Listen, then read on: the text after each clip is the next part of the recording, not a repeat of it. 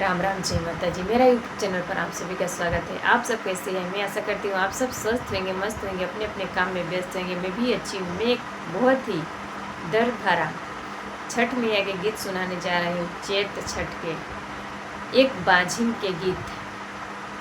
जिसका बच्चा नहीं रहता है उसको किस नज़र से दुनिया देखते हैं, इस गीत के माध्यम से सुनिए।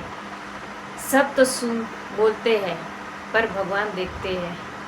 देर सवेर भगवान सबको भला करते हैं। तो ये दर्द भरा बाजिन के गीत आप लोग लास्ट तक जरूर सुनना, तो ही इस गीत के आप आनंद उठा पाओगे। तो चलिए देर न करते हुए मैं गीत सुना रही हूँ। अरे दाऊरवा ले बे गईनी दीना नाथ डोमावा के हो दो कान। हरे दौरवा ले बे गईनी दीना नाथ डोमावा के हो दो कान। अरे डोमावा के पुतवाए दीना नाथ दिहले लूलू। अरे डोमावा के पुतवाए दीनानाथ दिहले लूलू। अरे भाग भाग बाझिनी तेरी आयो रघ वे के हो बेर। हरे भाग भाग बाझिनी हो तेरी आयो रघ वे के हो बेर। हरे तोहार पर छैया तेरी डोमिनिया होई है हो बाज। हरे तोहार पर छैया तेरी डोमिनिया होई है हो बाज। अरे उहाँ से रोवत बाझिन आई गईली हो घाट। अरे रोवत हो कान्हत बाझिन आई गईली हो घाट।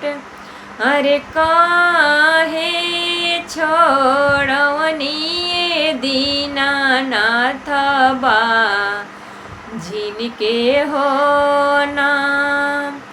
अरे काहे ना छोड़वनी दीनानाथ बाझिनके हो नाम।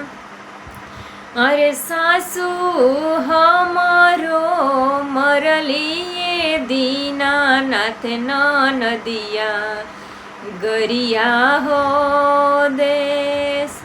अरे सासू हमारो मरलिए दीनानाथ नदिया गरिया हो देश। अरे गोतीन हमारो बैरिनिए दीनानाथ क्रोकिया।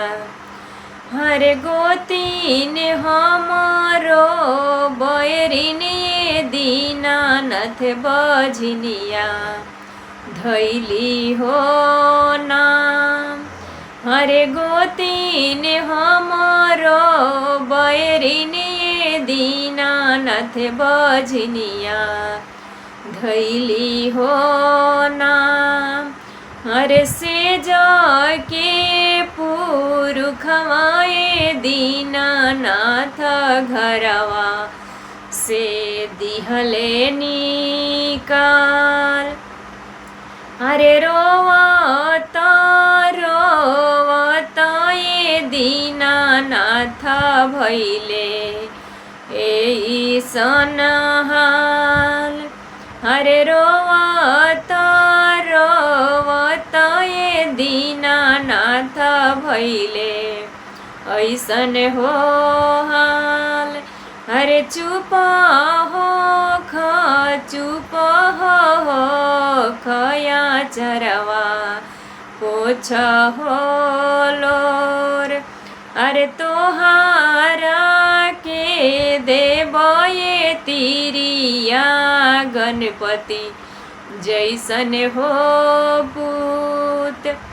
अरे ले बालकवा ये तिरिया सासू गुदिया उतार। अरे सासू गोदिया उतारी तिरिया वाना नदिया गुदिया उतार। अरे गोतीनी बोएरनिया ये तिरिया मुहवा दीह घुमाय। अरे गोतीन बोएरनिया के तिरिया मुहवा दीह घुमाय।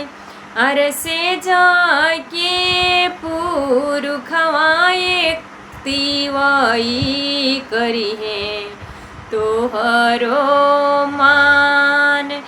अरे से जाके पुरखवाए तिरिया करी है तोहरो हो मान। तो ये दर्द भरा गीत आप लोगों को कैसा लगा प्लीज़ कमेंट में ज़रूर बताना। अगर अच्छा लगा हुआ तो चैनल को सपोर्ट करें, शेयर करें। और मैं मिलती हूँ एक दूसरे वीडियो में नए गीत के साथ। तब तक के लिए जय छठी मैया।